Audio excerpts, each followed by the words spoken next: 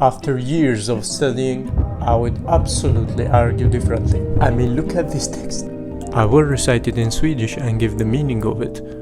Den primitiva karaktären hos den kinesiska kulturen framträder klarast i kinesernas språk. Det består blott av rötter, utan förmåga av sammansättning, utan pre- eller suffixer, avlednings- eller böjningshändelser.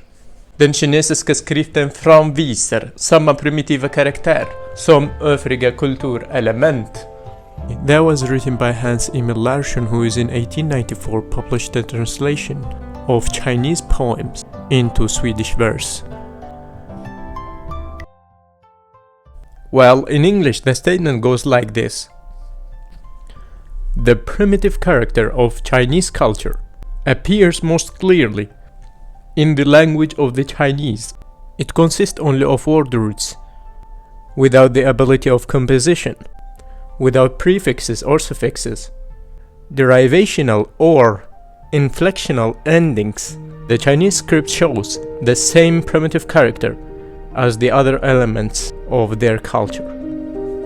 It's worth nothing that this text reflects an outdated and ethnocentric 19th or early 20th century perspective on language and culture.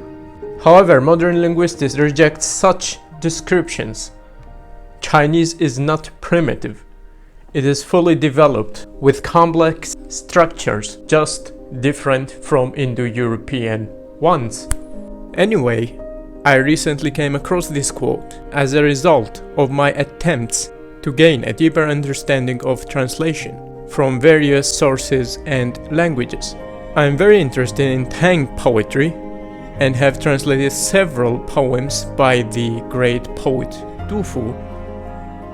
Translation has told me many things, the most important of which is translation has told me that words are alive, they breathe, shift, and carry the weight of culture within them. It is not just about finding equivalence between languages, but about building bridges between worlds. Through translation, I've learned patience, the kind that listens beyond the surface of meaning. I've discovered that every word holds emotion, history, and rhythm, and that the true understanding lies in nuance, not perfection. Translation has shown me humility, the realization that no language can ever fully contain another, and yet the beauty lies in trying, in capturing the essence, not just the form.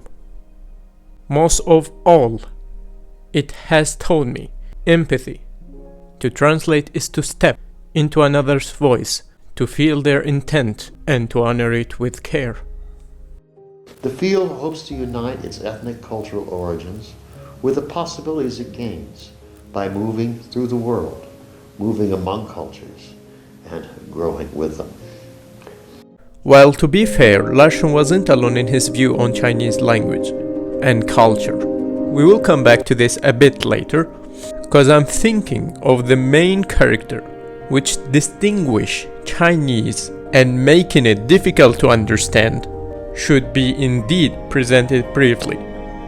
Let me explain to you, my friend. Most of the easy languages, easy nice languages, such as English, Arabic, Arabic is not easy, but however, for example, are phonetic languages. These words are made up of letters, and each letter has a specific sound. You connect the letters together to make a word, and each sound separately has no meaning. What H sound mean has no meaning by its own. But horse, 4 voices come together to make a sound, and this sound represents a meaning in our imagination. The image of the horse appears in the brain. This is the meaning of the word. The Chinese is completely different because it is a language known as logographic. Thoughts that have characters, not sounds that have letters. I will simplify it for you. While the letter H has no meaning on its own. A Chinese symbol or character alone can convey a complex concept or describe a specific situation. For example, this character here in front of you means river, jiang. This character, as you see, is made up of two parts: radical, a phonetic component, not letters, radicals. You will know the difference. The part that resembles capital I, which is on the right, a radical meaning work, and the part on the left, the three dashes, mean water. You have here two thoughts, which are the radicals.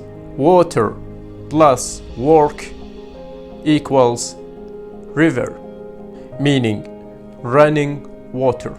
The first time you see the word jiang, which is this character, you will see work in the water.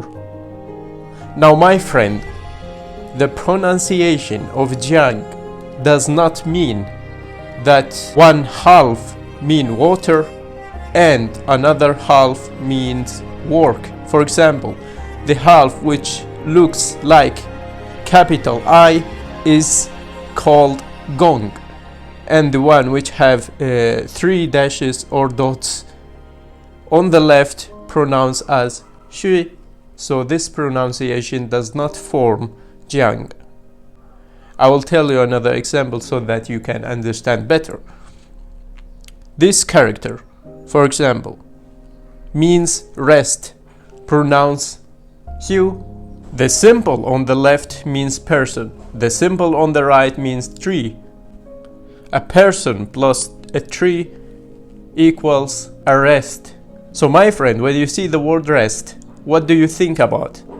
You think about a person plus a tree. A very mathematical language. Mathematical in meaning.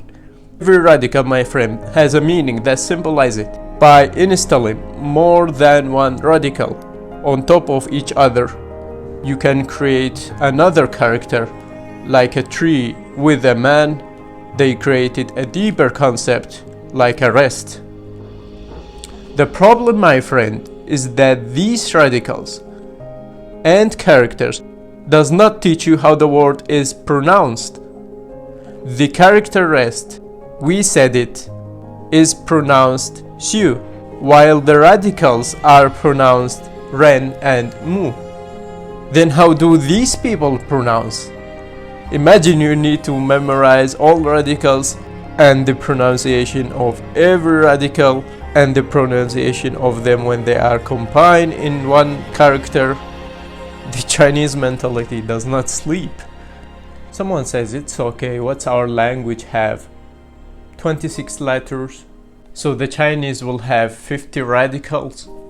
Wait, do you know how many radicals do the Chinese have? 214 radicals with over 70,000 characters, which not telling you how they will be pronounced. The one who learned Chinese should get the Nobel Prize.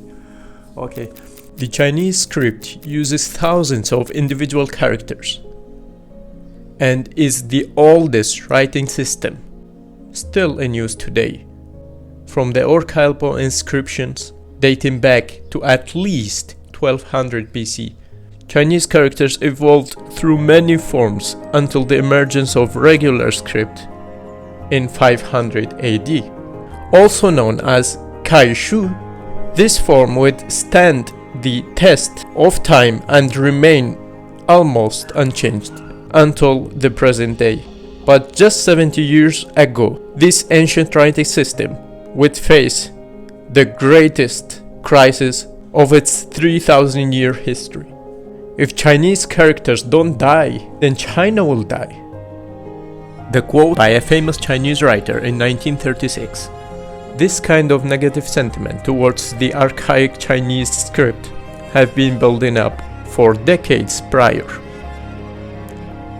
It's kind of that people felt about it, so the statement of Hans Emil Larsson wasn't from vacuum. The political and economical situation that China was in has a big impact. For the longest time, China was an economic superpower in Asia.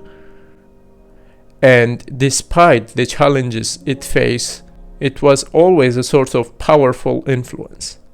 However, while Industrial Revolution was taking off in Europe, China closed its border and failed to modernize, which would lead to its downfall in the center of humiliation. And guess what? It get to be bullied by the superpowers in the West, who already modernized Japan as well. In the end, many intellectuals and people put a blame on two things: Confucianism teachings and the characters, which are difficult to learn. The Chinese encountered a challenge with the rise of the keyboard, but they developed an effective solution. They have steadfastly preserved their language, viewing it, according to traditional belief, as a divine gift. 为什么把所有的注释翻成英语，改变这个面目真的有，可是不能算是真的面目，是一个面目。